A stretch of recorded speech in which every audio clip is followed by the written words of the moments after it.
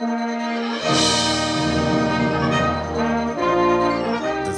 can be late, but you can't be late with a coffee in hand, because we all know what you were doing.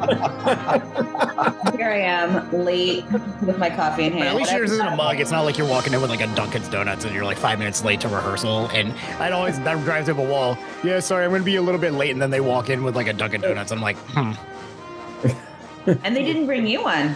I know, you didn't bring enough for the class. That's a whole other level. You're late because you were getting coffee and you didn't bring me any. That's the sin of all sins. You know, even as a non-coffee drinker, I know that.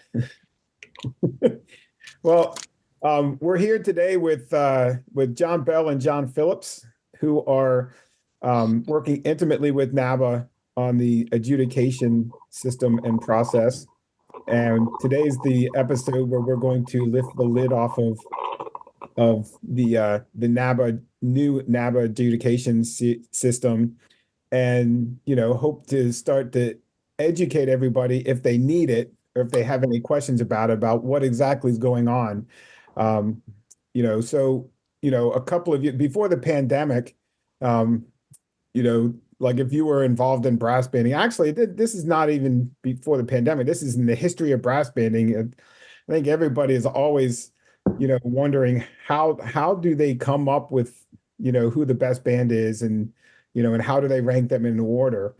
And, during the pandemic, we took the opportunity to overhaul how we do that and figure out, all the things that could make it a more reliable system. So we talked about a lot of philosophy things, and then taking those philosophies and instilling a practical, platform that reinforces those philosophies. So we're going to kind of go through that a little bit and talk a little bit about what the basic philosophy of our adjudication system is. I'm going to ask these questions first to John Bell to talk about this, who's the chair of the adjudication committee for the NABA board of directors.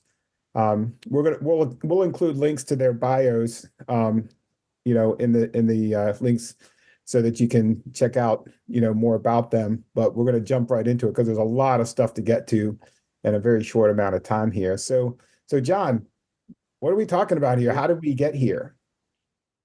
Well, we decided that we needed to create a system that was empirically based and criterion referenced, so the outcomes of the event are valid and reliable. And there's been literally a ton of research in the last, say, 4 decades relative to music assessment, not in the brass band arena, but in general. People have been curious about, should we use 1 judge, 5 judges, 3 judges? What kind of scoring system should be used for the most valid outcomes and the most reliable outcomes? And we read broadly and adopted the system that we're using now, that rewards achievement. And we look at the what, in other words, what the band is playing and how they're playing it. And that's, in general, in a nutshell, where we are. Yeah. What's the difference? Why reward achievement? Everything else being equal, the band that, or the ensemble, or the individual soloist, let's say, if it's a solo ensemble contest, the ensemble that is attempting more, everything else being equal, should receive a higher score, because we have a ranking system. We have to name a winner. We have to name a 2nd place band, a 3rd place band, a 4th place band. And so the what becomes central to the outcome of the contest. Can you explain what do you mean when you say what and how? Well, the what has to do with the content of the music, the technical and the artistic challenges that are presented to the performers. And the how is just simply the evaluation of the level of attaining those challenges. Okay, so how do you get to that? How do you assess those things? Perhaps John could answer that question. Let's bring him in. The other John. The other John. Yeah, you can't swing a dead cat in here and not hit a John today. So anyway, with all deference to dead cats, unfortunately.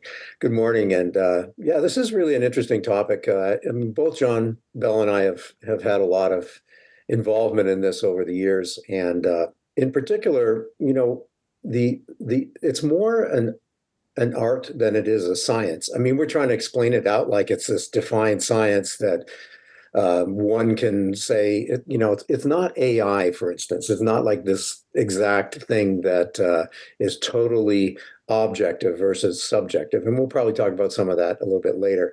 But the whole idea of, uh,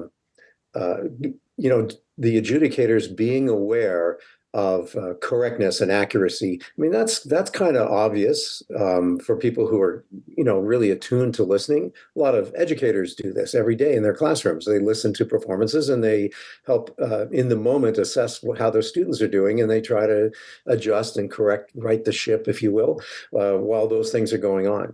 But in the moment when we're adjudicating a musical ensemble on stage performing a musical selection, there's a number of things that are taken into consideration besides the accuracy. And as John said, this system recognizes and rewards that part, but also takes into consideration the challenges of music, the difficulty of the technical requirements, all of those elements that exist in the composition. So, and that's what's been going on in a lot of evaluation of other musical entities as well. And so I think it was time for NABA, when this transition took place, to use this as a consideration. And I think, correct me if I'm wrong, Tony, but, in the first year was kind of a test run. We thought, well, we'll give this a shot at championships and in the regional events and see how it goes. And it seems to have worked out pretty well. We'll talk a little bit later, too, I guess, about how we brought others into the fold to give this a little test drive for their communities when they go back after doing championships this year. Yeah, we in order to reward achievement, we have a thing called impression analysis and comparison. John, can you talk a little bit about that? John, let's do John Phillips on this one. Sounds good. Yeah, so even audience members who are not adjudicating, when the band performs, you get this first impression like, wow, they sound great, or man, listen to that moment right there, that soloist, or that beautiful horn. I mean, we have an initial impression, just like you walk to buy a car, right? You get an initial impression. And then you start to analyze, okay, well, what are the features of this, right? What are the things that are going on here that help me to form that impression? That's what a judge does. They kind of go to their mindset and kind of go through all of the various musical criteria and consider what brought them to that initial impression. And the one thing that was new to NABA with this system, and I think really helps with fairness in comparing the very first group to the very last group, that impression and the analysis, but then the comparison of all of the groups. And we'll talk about the technology that allows us to do that now that maybe wouldn't have happened before. But before the entire contest is over, all of the groups have been compared before the final result is announced. Yeah, I think that's an important distinction there too. We also have a couple of other, categories of things that involved in the philosophy, and I'll ask John Bell to talk about this, but what the value of a point is and neighborhoods. Well, the value of a point has to do with making sure that in the past, let me back up just a sec. In the past, numbers were used as tools but they were randomly assigned for the most part. And in general, oh, that's really good, I'm going to give that band a 94. Oh, that's okay, that's not as good, I'm going to give that band an 84. Well, the value of a point says that bands that where the initial impression is essentially the same will fall no more than 3 points apart. And so it's just a feeling that this band is better than band A is better in today's performance than band B. And it could be that on another day, band B would be better than band A. And so we wanted to make sure that that there was guidance to the judges so that they could make control and have number management, so that numbers eventually over time will mean something, that a 93 will mean something fairly specific relative to performance qualities. The bands that fall within those 3 points, we're terming neighborhoods. So essentially, all the bands that are in this 3-point spread are equal in the impression of their performance quality. But because this is a contest, the judges have to make a decision. And it's a feeling that this band played just a little bit better in tune than this band. Okay, so that's how I'll rank the bands. So it's number management. It's making sure that one judge's impression doesn't potentially skew the contest, so that where Judge 1 and Judge 2 might have a 2-point spread and Judge 3 has a 10-point spread. So essentially, that the value of a point and neighborhoods are tools to make sure that there is greater consistency across the board among the judges with their actual numbers. What is the numbers that we assign to neighborhoods? The numbers assigned to neighborhoods are the 3-point spreads. Does that make sense? Yeah. So, for example, in the top box, in box 5, you're looking at a 10-point spread from 90 to 100. Well, it's an 11-point spread if you count 90, right? And so the bands that fall in the lower third of that box, up to 90 to 93, exhibit the qualities of almost always, as we talk about, box 5, almost always, most of the time. Every now and then they might fall back into a little bit of the high box 4, which is termed usually. It gives, once again, it gives the judges an opportunity to compare the bands fairly throughout the entire performance.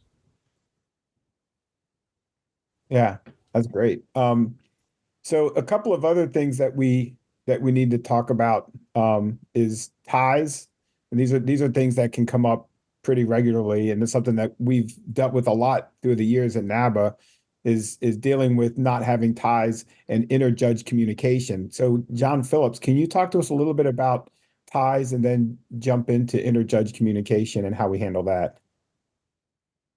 Yeah, sure. Well, let's divide those up. We'll talk about the ties part first, and it connects with what John was just saying. I mean, when you take that top tier, the 90 to 100, the bands that get in there, they are playing pretty darn well, right? So the distinction between who's a 90 versus a 95, yeah, it's 5 points on the surface, but it's all being performed at a very, very high level.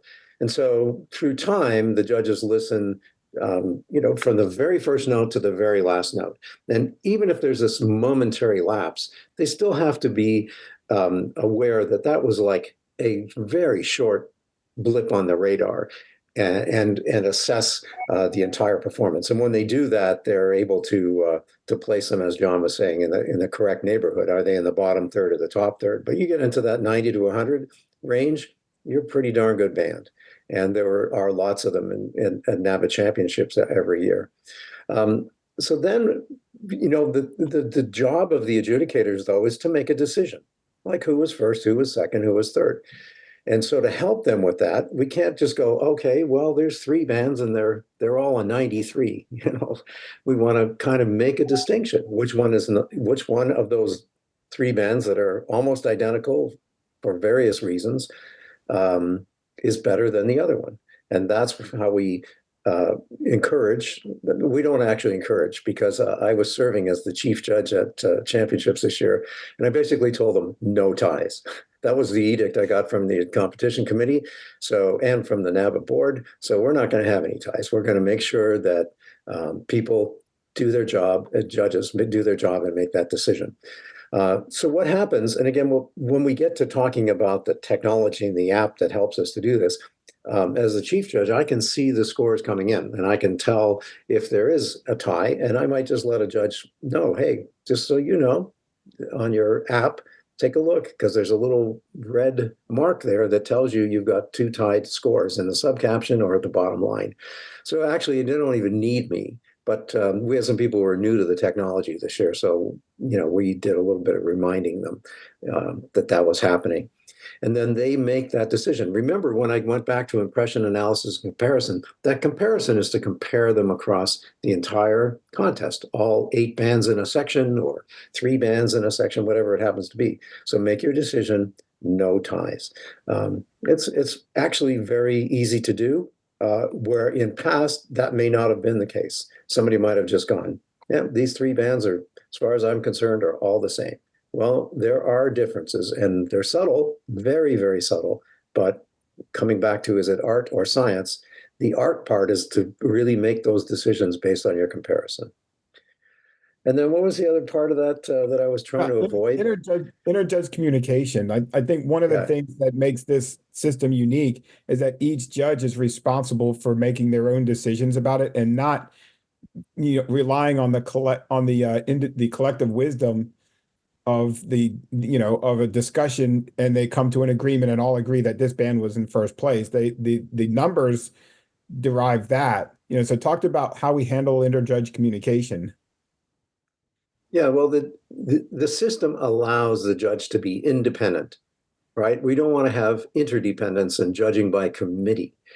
And in some arenas in this kind of assessment, like even these, I've been doing a lot of school concert band assessments lately.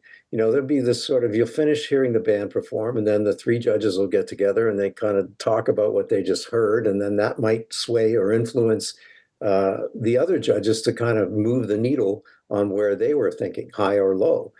So with NABA, we've avoided that because we have technology in place. We have a system and a criteria-based system that allows the judge to work independently, make their own decisions in the ranking and rating of all of the competitors.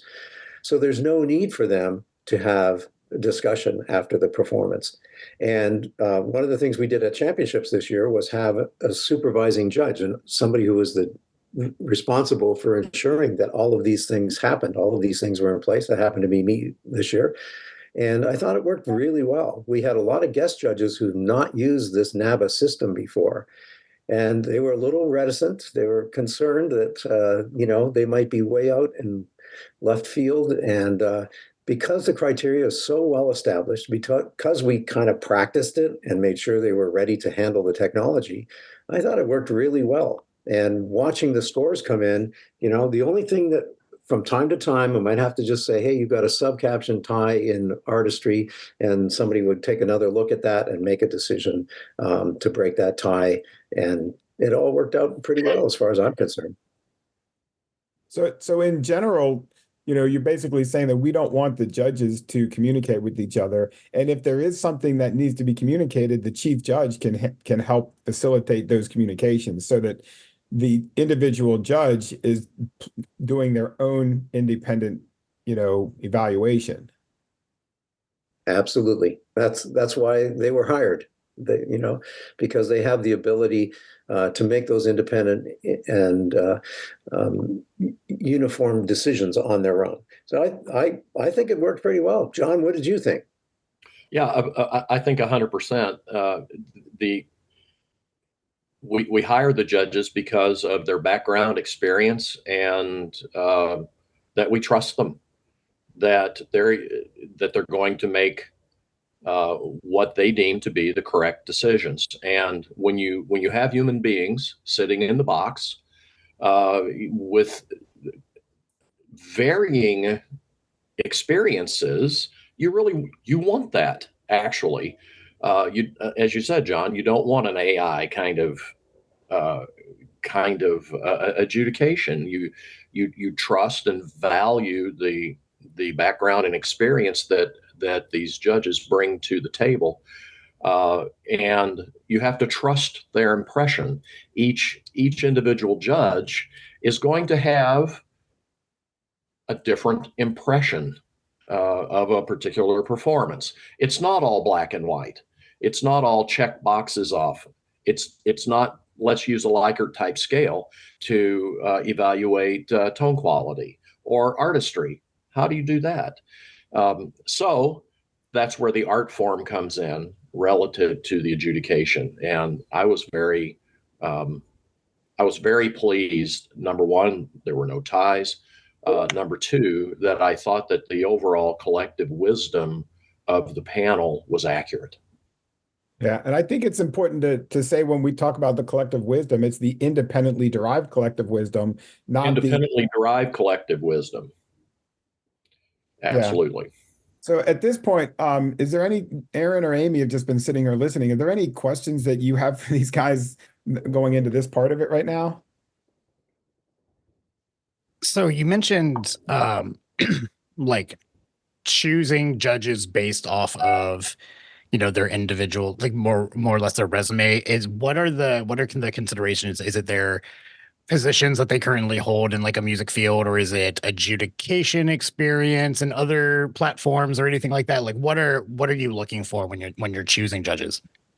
Well, a reputation across the globe, noted experience in judging, uh, and availability and willingness to serve is actually a large part of if someone is available to and willing to adjudicate for us, and also willing to go through the orientation to our philosophy and the like. So background, experience, notoriety, recommendations from participating bands. We actively seek recommendations for folks to be considered, and then Tony and I and John go through and make phone calls or Zoom calls, and it's a long process. It's a satisfying process, but it's a long process, and it's great. Actually, personally, I enjoy the process and meeting some folks that I don't know, and bringing them to the NABA table, which is exciting. Yeah, I feel like people forget about the logistics of it all too. Right. I think I've seen many more wind band and DCI people in the NABA booth lately. Obviously, music is music, and they're totally qualified to adjudicate. Has that been a conscious decision or a natural extension, or how did that door open up? Tony, why don't you talk about that, because you and I have, and John have. Yeah. Well, I think one of the things we didn't mention when selecting judges is that there's also a lot of discussion about inclusivity as well. And, you know, since we know that, you know, this is a big issue in brass banding in particular, we have to find avenues to open the doors for new and different people. You know, and inclusivity could be women, people of color, but it also, you know, has to include, in order to solve those issues, it has to include different mediums as well, because, you know, the brass band movement isn't inherently filled with these diverse areas. So, you know, if we're going to solve one of those problems, we have to allow for people who are experts in evaluation and have experience in music evaluation to get into the brass band world, so that we can spread the brass band world. NABA's mission isn't to just hold a contest. You know, our mission is to promote British style brass banding in North America. And, you know, part of what we want to do with that is to open it up to people who aren't already in brass banding, and while we we definitely appreciate the fact that the brass band community loves to say that if you have to have a lifelong experience in brass banding in order to be a brass band adjudicator. We don't necessarily believe that's mutually exclusive. I think that you have to have a good mindset for evaluation and music and have a musical skill, as well. And in order to spread our reach, we've made a conscious decision to try to do that. Now, you will notice that our panel this year didn't include anybody but people who had lifelong experience in brass band. So if the people want that, then we're going to make our best effort to do that. So everybody that we had on our panel, we actually thread the needle and try to find people that have everything. And I thought we had a really, really good panel this year that, they had great evaluative skills and, lifelong experience in brass banding as well.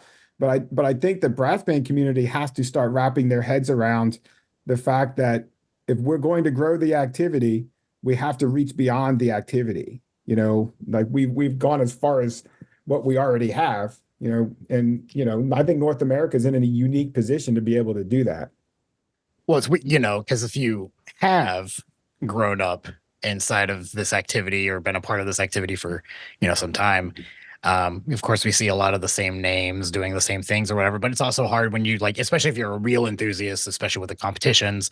So you're reading the articles on Floor Bars Rest and you're paying attention to the all of that sort of a thing. And so you're seeing these adjudicators that they constantly have in their names that you've seen before. They're directors of some other band from years past or whatever, right?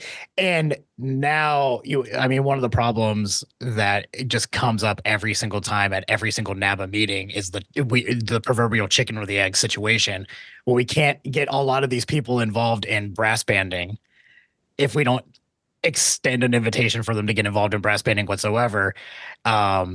And so it's I think with North American enthusiasts for the competition, we kind of have to be real. We have to realize that we are in a puberty of sorts of learning and growing and changing and getting North America involved, because we do not have 200 years of history or whatever doing this thing here. Yeah. And what's it's not just with adjudication, it's with composition, it's with bands, it's with all of it.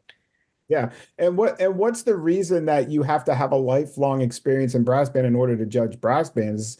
Is it so you can get the most authentic sounding brass band? What is it about that means that, what do you mean by the most authentic brass band?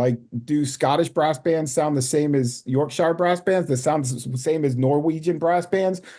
What's the most authentic brass band sound there is? Do American bands sound like those? Is there a specific model that we have to say, well, only people who accept the band sounding a certain way can judge and promote brass banding? I think that, we're in, good is good, and a brass band is a brass band.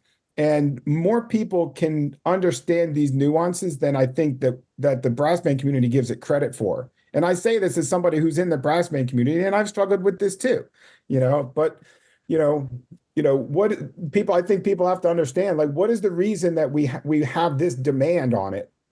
And, what things are we closing ourselves off to? If we had, a great brass musician, what perspectives would he have on judging a brass band contest, that might open bands up to actually improving? How do we open ourselves up to that? Now, one of the conscious decisions that we did make is that for the championships, we're going to keep it more closely guarded and keep it more close to our own medium. But when we go to the regionals, we're going to experiment around with the regionals and open the doors up there. And I think you can see that we've definitely done that. And that's one of our missions, is that we're going to use the regionals to broaden our adjudicator base. And we're going to use the championships as the place that eventually they're all going to feed into someday down the road. I know we wanted to talk about the selection of judges, and I think we covered that. But I want to back up a little bit so that John Phillips can talk a little bit about the technology that we use to actually adjudicate. Oh, yeah, for sure. One of the things that every adjudicator has to be able to do, besides just the scoring part, is to give effective commentary so that the groups know kind of what's going on in their mind as they're making their decision. And there's an expression we use called judging through time. So basically, from the first note to the last note, the adjudicator is going to let the group know through recorded commentary what's going on, what it is they're hearing. Really quick aside on that, because this comes back to something we were talking about before. We are all hardwired to hear in the same way. Like our hearing mechanisms are everybody on this call right now, we all hear in the same way. Like this, our anatomy is wired that way, but we don't all hear the same things. And so as the group is performing, the commentary, if you have three adjudicators, might be different. Somebody might be talking about a phrase and a beautiful solo moment. Somebody might be talking about a rhythmic concern or a real good point about clarity. Somebody might be talking about the percussion. In that moment, that communication is kind of critical for the ensemble to know, well, what is being assessed here? What is that judge listening to? What do they really want? Or what are they responding to? And I think that's kind of really an interesting phenomenon of all of this evaluation. By using this recorded commentary, the participants, the performers in the band and the conductors, they get to know what's on the judge's mind, so to speak. So we have an app that's called Competition Suite, and it's used in a lot of different performing arts venues to record not only the scores, because they input the scores, they put them into a tablet, and then they create a kind of a spreadsheet, which we call a recap of all of the scoring, and it shows the ranking and the rating for the subcaptions as well as the total scores, all that kind of scientific data that comes in. But then this app allows us to record the commentary, which is pretty much instantaneously uploaded to the cloud, and the performers can have a listen to that, and they can hear what was on the judge's mind in that moment. I think it's worked really quite effectively. It's taken a third party out of the equation who might make a mistake by transferring data or scores from a paper copy to a spreadsheet on a computer. So that when the judge puts their score in, that's their score, and nobody else has touched it in the moment.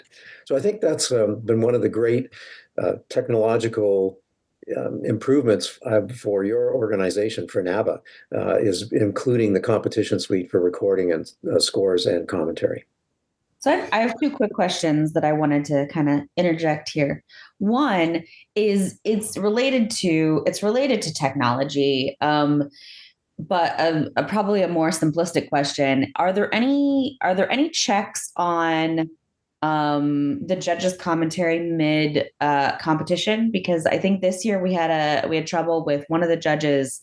We did not hear a word that judge said the whole time, and I know that stuff happens. But is there any moment where it's built in, or it can be built in, so that we're somehow checking that?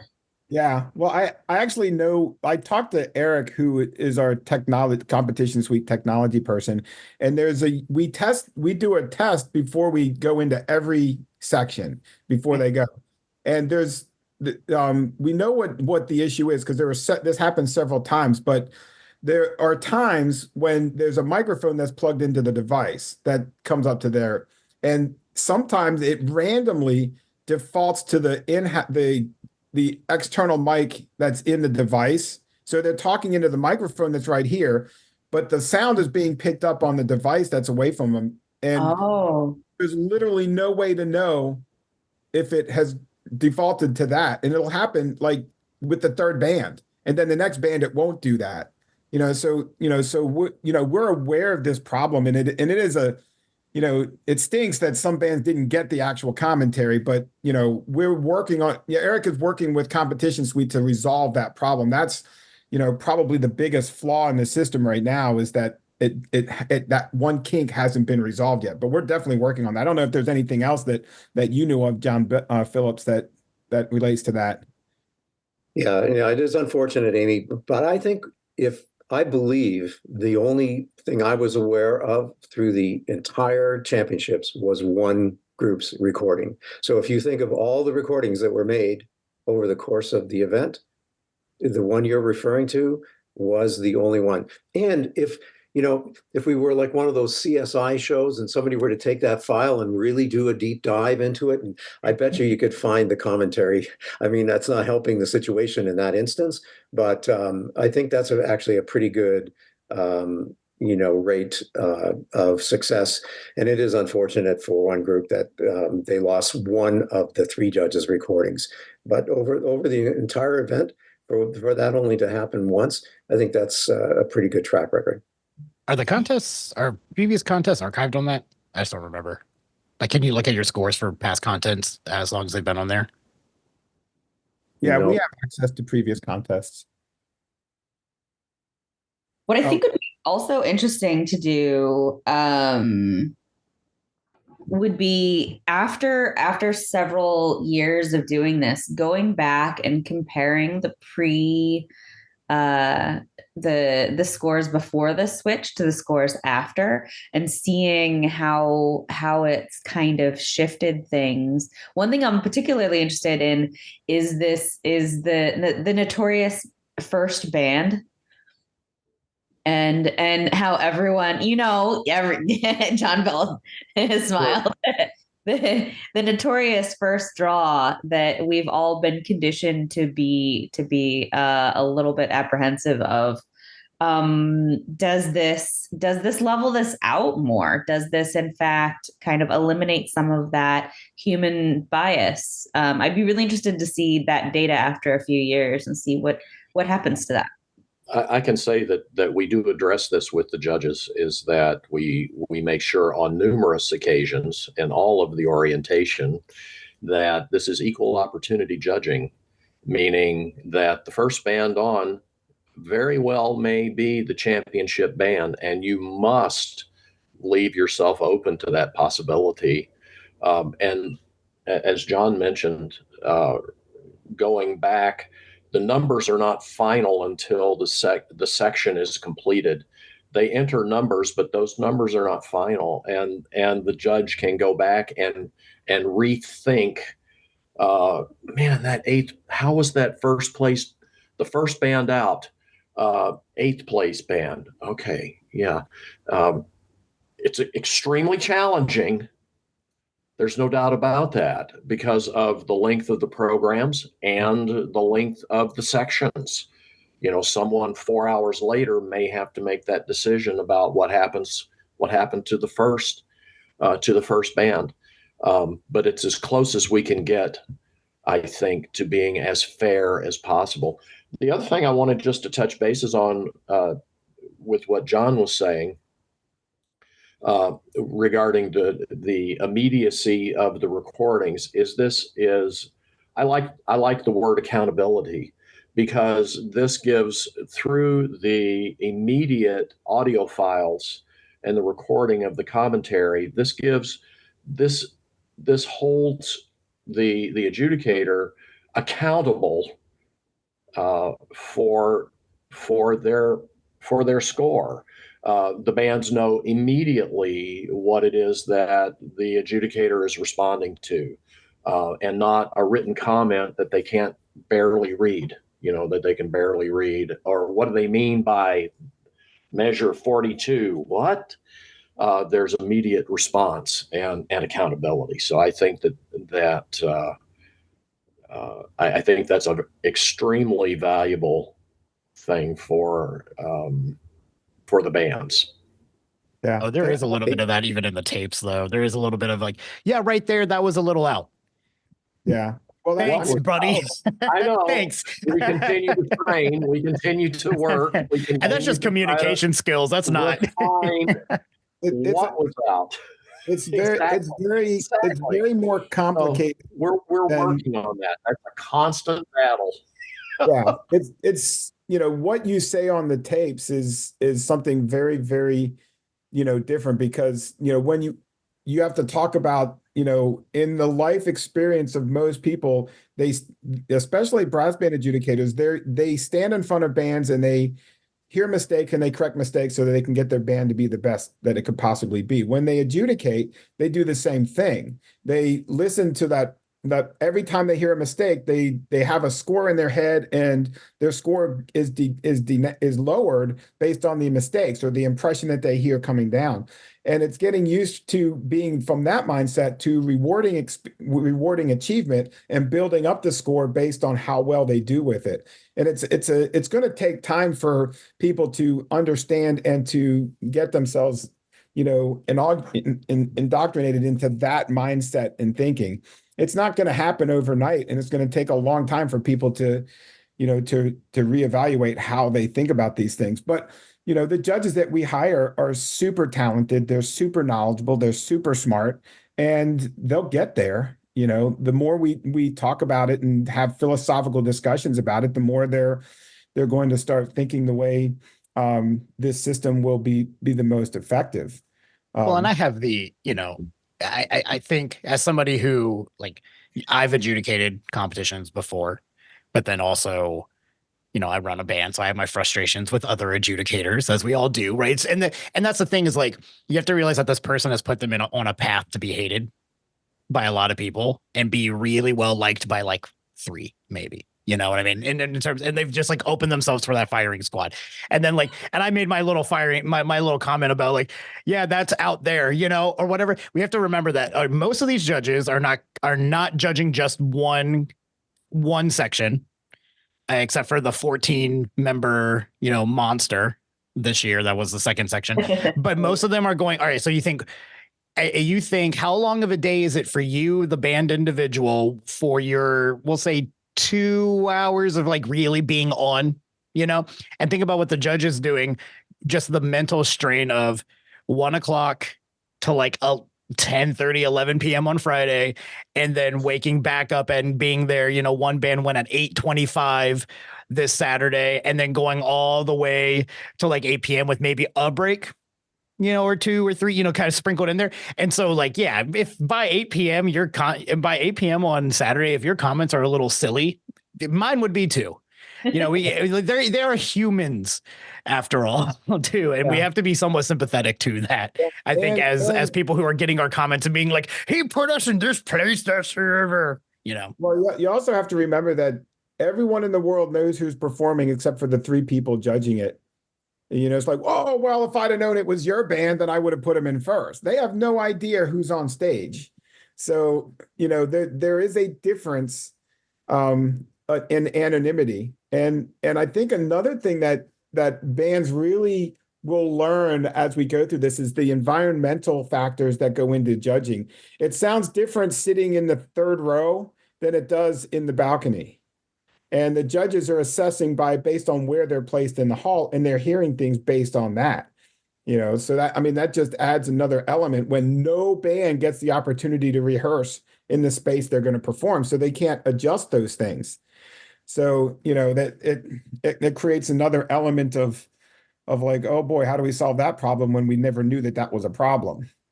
So that's great. I wanted to shift things in a different direction.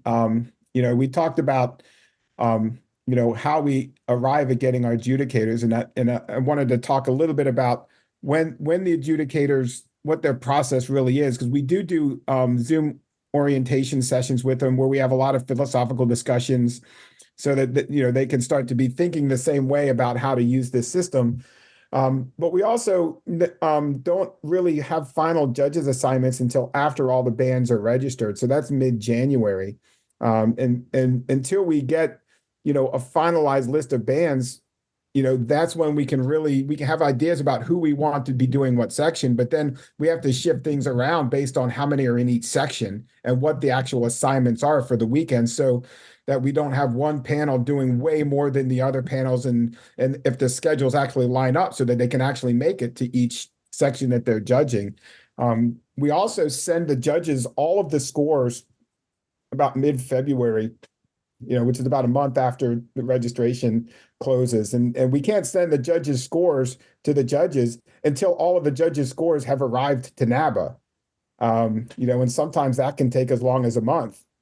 So once the judges all have all the scores, and you have to think about all the choice pieces that they have to do plus the test piece, so that was, each judge had to learn 15 scores for the second section. So there's a massive amount of study that goes into preparing for the contest ahead of time. So with that, I think that kind of concludes like all the stuff that we deal with prior to the contest. But now I want to talk about what's the weekend like, since Aaron brought that up. Is like, what's the weekend like for the judges? And I want to, turn it over to John Phillips and talk us through a little bit about, from the first judges meeting, what are the judges experiencing and what are they going through at the actual contest? Yeah, I will talk about that.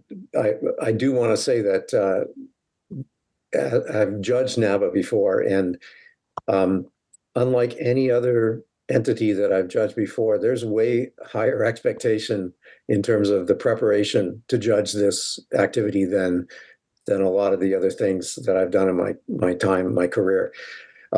So for those who are concerned about, are the judges qualified and prepared for this, I think they're probably more than any other kind of musical contest that takes place. As you said, with the preparation, having to learn the scores, and when we talk about those people come from other communities, to learn all of those brass band scores is a big deal. So they come into this really well prepared. So we have our first meeting on the Friday of championship week, and so there's a little bit of orientation, just getting to know each other, because we might have met on a Zoom experience like this, but then there's that chance to get to meet face to face, and we go around the room and people share a couple of things, what they're looking forward to this week. We review all of the pieces that are, logistically in mind. We talk to them about to maintain honesty and fairness to all of the groups. They're not to know anything about what groups they'll be hearing. They're not to go online, not to look at social media, not to find the program book and take a look in there.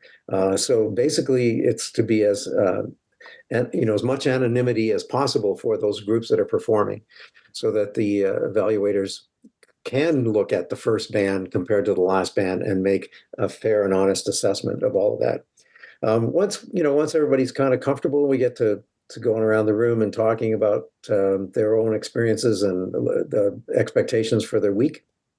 We'll talk about the technology. That's kind of the biggest piece right away in that opening meeting, is to just double check that the technology is all working, mic checks and so on and so forth, so that no band misses their recording, unfortunately. But we do a little test run right there, and then we review the NABA criteria. We take a closer look again at the sheets. We talk about all the tools they have in hand. I want to get back to that point about, is the first band on stage at a disadvantage?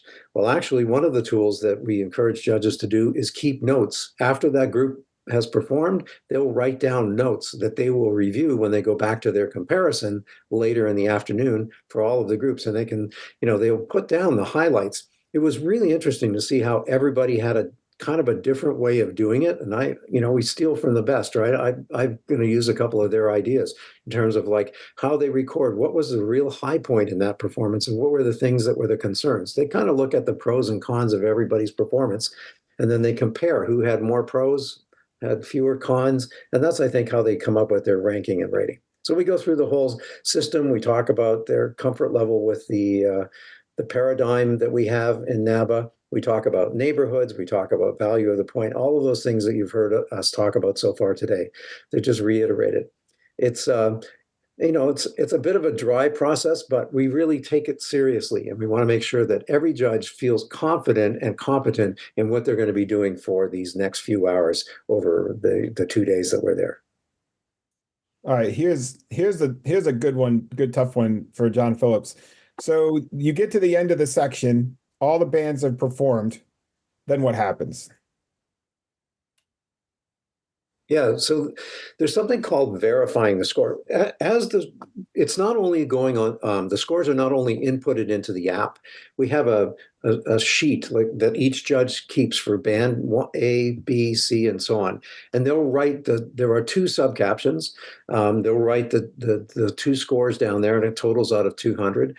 And the math for averaging that comes out through the app. But they'll have these written scores down, and they will input them after every band.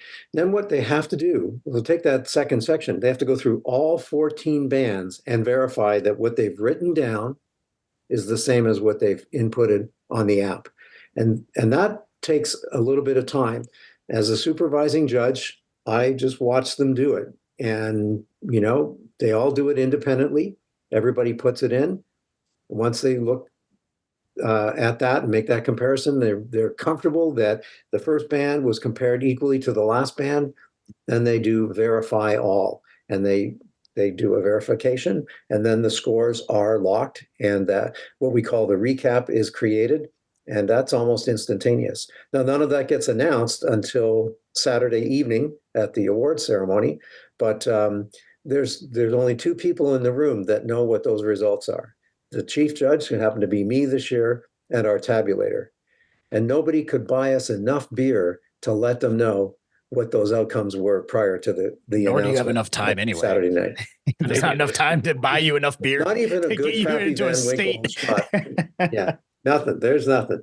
So, I can assure you that it's all kept in all confidence. And I'm not sure if that's what you meant, Tony, but that's the verification that happens right at the end. Yeah, that absolutely is what we're talking about. It's just if I were just a competitor sitting in a band somewhere, and I had this is a competition. How do we get there? I think that this conversation hopefully helps people understand how we got there. Now, we just scratched the surface here with this, because this topic is so much more involved. And every single thing that we talked about, all of those bullet points that we mentioned in this episode, we could spend an episode on any three of those combined and spend a whole hour on each one of them. It's a rabbit hole that you could go down that is quite complicated. People have written dissertations on this topic, and have done massive research in all this. And we haven't done the massive research, but we've read the massive research because it's been done. And we're doing our best to actually come up with the most reliable and valid system that we possibly can. It relies on great people that have a great ability to evaluate, to come in and use it. And I think it does challenge some people to use it because it's different. There's a different thought process that goes into it. But at the end of the day, it's not that different, because it still relies on their expertise, and it kind of gives them more solidified tools to hone in their expertise to come up with a more reliable outcome. I would say that's the key, Tony, is that the key is that we're providing the tools so that the judges can be as accurate as possible, and they're not just pulling things out of the air. That there's an order and a process to deriving the final score. Yeah, Pat Herrick did an analysis of pre-NABA or pre-pandemic scores from the contest and post-NABA, which is when we instituted this system. And he found a 40% increase in inter-judge reliability, meaning that the points given that were spaced out were so far apart in a lot of instances that it made it more difficult for the bands to actually make up those scores with other judges. So what we believe is happening is that by instilling a philosophy that all the judges adhere to, it's making them put their scores down in a way that's, making it more collective in terms of their individual opinions, rather than one person saying, my voice is more important. I gave them an 82. Everybody else gave them a 92. There's 10 points in here that you will never be able to make up. So that band that got an 82 has no shot. And because the philosophy is in place now, this is not really a problem. Everything is much more compact and much more tight, and every band has a more fair chance to achieve what they need to do. And I think another thing that's really important to understand about this is that, for everybody who doesn't like what the results of the judges were, the first thing they have to ask themselves is, what did my band do to give these judges this impression? You have to analyze what your band did first before you analyze what the judges did to your band, and understand that they don't know who your band is. There's nothing personal going on here. They're only going with what they hear. What did they hear? Now, we hope that there's some clues in that in the audio commentary that can help you with that. But you still have to, if you're going to be in a competitive arena, you have to understand that, no judge is trying to screw any band out of anything. They're just trying to evaluate what they hear. And if you're going to be healthy about it, you have to self-analyze more than anything else. We are doing everything we can to make sure that reality can come into play, so that everybody can trust that the judges are doing their absolute best in the fairest way possible, and that you as a competitor, all you have to do is analyze what they said, what their score was, and what your band did, and how you can use that information to make you better for the next year. And each year that we do this, I feel like we're getting better and better at it. And, over time, we're hopefully going to be, in a different world, in terms of brass banding competitions. So that's my speech on that. I appreciate the opportunity to visit with you all, and it's good to see everybody, and look forward to getting it together again. Do we want a final question to close up? Well, what I would say, here's what I would say in terms of, because the final question is just engagement baiting. So here's what I would say, because nothing engages people like rage and fury and anger and complaining, which when we're talking about NABA judging and complaining, that those two go hand in hand with most of our friends. So what I would say, because we have covered a lot of topics, we've covered a lot of specifics, but we have to understand that the people who are talking about it today are very intimately involved. So if you, the listener, viewer, whatever, have a question or something you want to bring up, this is kind of your forum to do it. Because what I do know, even though, I'm not on the board anymore, but like in my time on the board, even not serving on that committee for contesting at all, what I do know is the number one thing that NABA is absolutely trying to be is transparent. So if you do have a question, it will be answered. Like, there's probably reasons to why whatever you're thinking, if we didn't go over it today, there's probably a reason why. And there's something to be explained, or you might bring up something that some of these people might need to hear because it's something they might not have thought of. So the comments are always open. You're more than what, we have got our socials and all that sort of a thing. And I would say that now's your time to express those grievances. But don't come for Amy. She didn't do any of it. Yeah, if you send in questions, we will do an episode that answers questions. We could also do an episode that does a deep dive into the specifics of how the contests went and things like that. That just depends on if it's of any interest to anybody. It may not be of any interest to people other than John Bell and myself. Who knows? But we do want, there to be transparency, because part of what's going to make this system valuable to the bands is that they understand how it works and how it can help them in the long run. And that's really what this is all about, is just to find an evaluation process that can help the bands get better. And we believe that we're on the right track to getting this there. But if people need help understanding what our thought process is and why we're doing certain things, we'll absolutely answer any questions. I just hope that they can ask them in a kind way. That doesn't seem to always be well, I do have it set to where YouTube will hold potentially aggressive comments. So if you want to go off. And just like in real life, I'm always bad at ending things in terms of speaking. And the famous Forrest Gump once said, that's all I've got to say about that. Thank you, Johns, for coming on. You bet. And toodles. Yeah. Love it. Thank you, Johns. Thank you, Johns.